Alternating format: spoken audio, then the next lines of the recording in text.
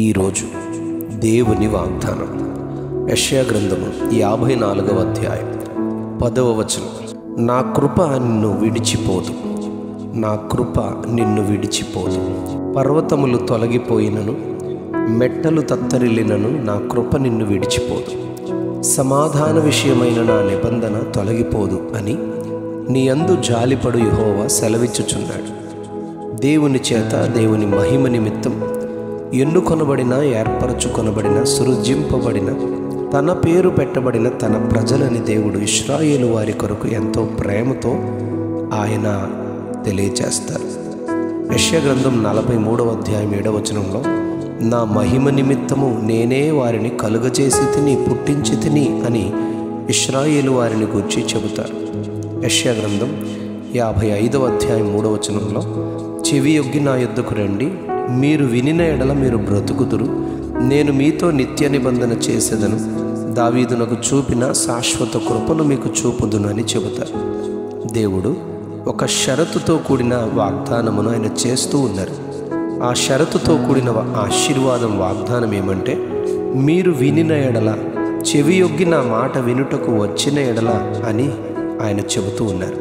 అలా చేయగలిగితే మీతో నిత్య నిబంధన మరియు శాశ్వత కృపను మీకు చూపుదును అంటున్నారు ఆయన.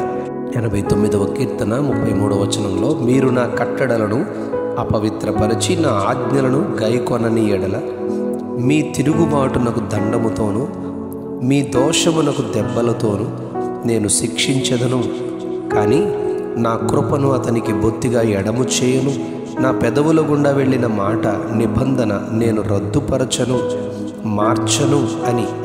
సూర్యుడు ఉన్నంత కాలము అది ఉండును అని, చంద్రుడు ఉన్నంత కాలము అది నిలుచును అని నేను అబద్ధమాడను అని చెబుతూ ఉన్నారు.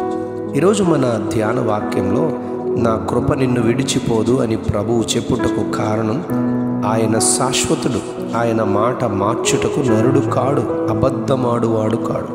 46వ కీర్తన 2వ వచనంలో, కావున భూమి మార్పు నొందినను, నడి సముద్రములో పర్వతములు ములిగినను, వాటి జలములు ఘోషించుచు నురుగు కట్టినను, ఆ పొంగునకు పర్వతములు కదలినను మనము భయపడము. కారణం 46వ కీర్తన 5వ వచనంలో, దేవుడు ఆ పట్టణములో ఉన్నాడు, దానికి చలనము లేదు అని చెప్పబడింది. ఇంత గొప్పగా గాఢమైన వాగ్దానం చేసి శాశ్వతము స్థిరపరిచే దేవునిని విడిచి ఆయనపై తిరుగుబాటు చేయడం, అది ఎంత భయంకరం, ఎంత మోసం కదా.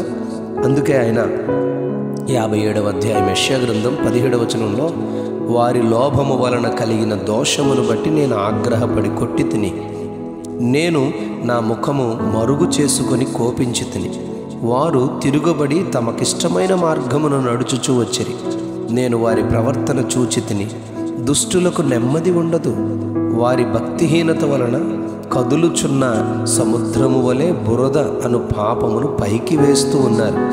నేను వారిలో కృతజ్ఞతా బుద్ధి పుట్టించుచు దూరస్తులకును సమీపస్తులకును సమాధానమని చెప్పి నేనే వారిని స్వస్థపరచుదును, వారిని స్వస్థపరిచి నడిపించుదును, వారిలో దుఃఖించు వారిని ఓదార్చుదును అని మరలా ఆయన ప్రేమను బట్టి కృప చూపుచు వాగ్దానం చేస్తూ ఉన్నారు. ఎఫెసీ పత్రిక 2వ అధ్యాయం 5వ వచనంలో, కృపచేతనే మీరు రక్షింపబడి ఉన్నారు. 8వ వచనంలో, మీరు విశ్వాసము ద్వారా కృపచేతనే రక్షింపబడి ఉన్నారు, ఇది మీ వలన కలిగినది కాదు, దేవుని వరమే అని చెప్పబడింది. యోబు గ్రంథం 24వ అధ్యాయం 22, 23 వచనాల్లో, కొందరు ప్రాణమును గూర్చిన ఆశ విడిచినను వారు మరలా బాగుపడుదురు, ఆయన వారికి అభయమును దయచేయును గనుక వారు ఆధారమునందుదురు, ఆయన వారి మార్గముల మీద తన దృష్టి నుంచును అని చెప్పబడింది. కనుక ఆయన కృప నుండి ఎవరూ దూరము కాకుండా చూచుకోవాలి. దేవుడు తన కృపను ఎన్నడూ దూరము చేయువారు కారు.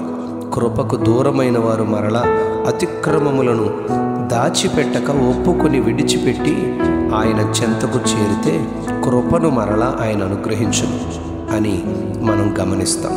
అట్టి కృపను మనం అనుభవించుదుముగాక. Amen, amen, amen.